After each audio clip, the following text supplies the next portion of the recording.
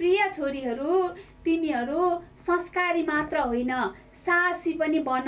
यो समाजले तिमीलाई पटक पटक मार्छ र मर्न बाध्य बनाउँछ। महिलालाई ढिलो घर फर्के खराब भन्ने समाजले पुरुष ढिलो घर आएमा काममा व्यस्त थियो भनेर भनिन्छ। एउटी अविवाहित महिला एक्लै बस्यो भने समाजले अनेक प्रश्न गर्छ, तर पुरुषले कुनै पनि प्रश्नको सामना गर्नु पर्दैन। अन्त्यमा डिप्रेसनमा थिई, मरी भनेर निष्कर्ष निकालिन्छ। पोस्टमार्टम रिपोर्टमा शरीरको घाउ चोट पो देखिन्छ त मनमा लागेको चोट त कहाँ देखिन्छ र। उप्पर खुट्टी लगाएर बस्नु हुँदैन, ठुलो स्वरमा बोल्नु हुँदैन, खित्का छोडेर हाँस्नु हुँदैन, खुट्टाले खुट्टा टेक्नु हुँदैन, राति कपाल कोर्नु हुँदैन, छोटो कपडा लगाउनु हुँदैन, राति हिँड्नु हुँदैन। कहिले परम्पराको नाममा, कहिले संस्कृतिको नाममा त कहिले इज्जत र मर्यादाको नाममा हामीलाई समाजले अनेकौं प्रकारको अवरोधहरू लगाएको छ। 21औं शताब्दी भएकोले समाजमा महिला र पुरुषलाई समान रूपमा व्यवहार गरिन्छ भन्ने कुरा हामी प्राय सुन्छौं, तर व्यवहारमा भने अझै पनि लागू हुन सकेको छैन। महिलालाई घरभित्र मात्र सीमित राख्ने, उनको निर्णय क्षमता, सपना र स्वतन्त्रतालाई रोक्ने सोच अझै पनि धेरै ठाउँमा जीवितै छ। यो मात्र महिलाको समस्या होइन, यो सम्पूर्ण समाजको पछौटेपनको सङ्केत हो। आजको युगमा महिलाहरू शिक्षा, राजनीति, विज्ञान, मिडिया लगायत विभिन्न क्षेत्रमा अगाडि बढिरहेको छन्। यस्तो समयमा पनि समाजका पुराना सोच र परम्परागत अवरोधहरूले हामीलाई बाटो रोकिदिएको छ।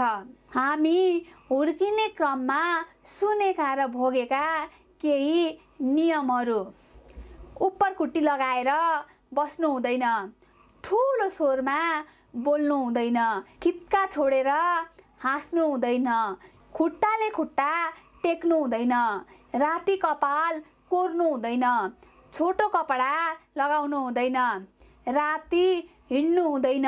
यस्ता धेरै घटना छन्। तपाईले पनि भोगेका यस्ता केही घटना छन् भने कृपया मेन्सन गर्नुहोला। केही घटना बाहिरिए महिलालाई लाग्ने आरोपहरू: राति राति किन होटल जानु, घर होस्टल डेरा छाडेर किन हिँड्नु, सायद मनपेट दिई होला, त्यो पनि कहाँ गतिलीतिर, लामा लामा लुगा लगाएर हिँड भनेर पटक पटक भनेको कहाँ मान्थी, मैले भनेको कुरा त वास्तै गरिन, केटाहरूसँग मस्की मस्की हिँड्थी, केटा भनेको केटा नै हो, केटी आफै सचेत भएर हिँड्नुपर्छ नि, पक्कै पैसामा कुरा मिलेन होला, छ्या बाउआमा पनि कस्ता कस्ता, संस्कार पनि सिकाएनछन्, अहिले परिवारको नाक्कै काटेर गई, धनी देखेर लभ गरेकी होला। यस्तै यस्तै कुरा लिएर महिलाहरूलाई तराजुमा जोखेर उनीहरूको मूल्याङ्कन गरिन्छ। अझै पनि धेरै ठाउँमा छोरीलाई घरको कामको लागि राखिन्छ र छोरालाई विद्यालय पठाइन्छ। महिलालाई काम गर्ने ठाउँमा सित्तिमिति विश्वास गरिँदैन। महिला भएपछि के गर्न सक्छ र भन्ने अवधारणा अझै पनि जीवितै छ। कुनै पनि कार्यालयमा महिला कर्मचारीलाई नेतृत्व भूमिका नदिई पुरुषको काम हो भनेर पन्छाइन्छ र महिलालाई विश्वास गरिँदैन। महिनावारीको बेला मन्दिर जान नपाउने, पकाउने काम गर्न नपाउने, अशुद्ध ठहरिने, यस्ता त छाउगोठमा लगेर राखेर सर्पले टोकेर मरेका पनि कयौं उदाहरणहरू हामीमा छन्। महिलालाई ढिलो घर फर्के खराब भन्ने समाजले पुरुष ढिलो घर आएमा काममा व्यस्त थियो भनेर भनिन्छ। एउटी अविवाहित महिला एक्लै बस्यो भने समाजले अनेक प्रश्न गर्छ, तर पुरुषले कुनै पनि प्रश्नको सामना गर्नु पर्दैन। महिलालाई घर, समाज वा देशको निर्णय प्रक्रियामा भाग लिन दिँदैन। गाउँ सभामा महिला सदस्य भए पनि बोल्न दिइँदैन।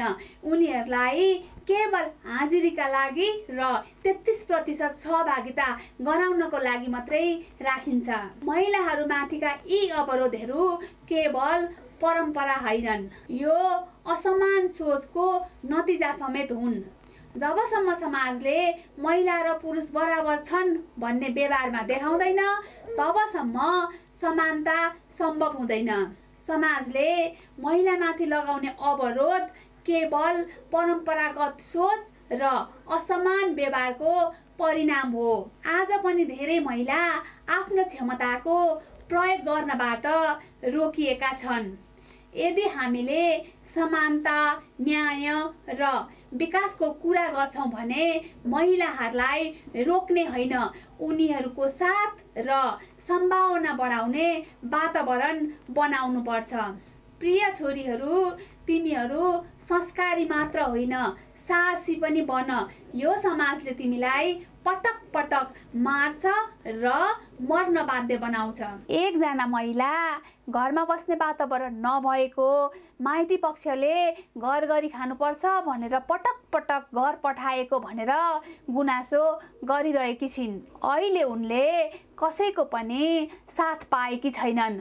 भोलि भैपरि आएमा मिडियामा ठुला ठुला हेडलाइन हुन्छन्, युट्युबलाई कन्टेन्ट हुन्छ, सामाजिक सञ्जालमा जस्टिस फर फलानो भनेर क्याम्पेन सुरु हुन्छ, आन्दोलन, झडप, आरोप प्रत्यारोप हुन्छ, को सही र को गलत भनेर बहस सुरु हुन्छ। अन्त्यमा डिप्रेसनमा थिई, मरी भनेर निष्कर्ष निकालिन्छ। पोस्टमार्टम रिपोर्टमा शरीरको घाउ चोट पो देखिन्छ त मनमा लागेको चोट त कहाँ देखिन्छ र? ताजुब तब लाग्छ जब पहिले साथ नदिएको माइती पक्ष पत्रकार सम्मेलन गर्छ, आन्दोलनको नेतृत्व गर्छ, घर तोडफोड गर्छ, मिडियामा आएर ठुल्ठुला कुरा गर्छ र छोराछोरी पढाउने केही रकम लिएर मुद्दालाई गुपचुप राख्छ। त्यसैले छोरीहरू हो, आफ्नो लागि आफै लड। प्रिय छोरीहरू, तिमीहरू संस्कारी मात्र होइन, साहसी पनि बन। यो समाजले तिमीलाई पटक पटक मार्छ र मर्न बाध्य बनाउँछ।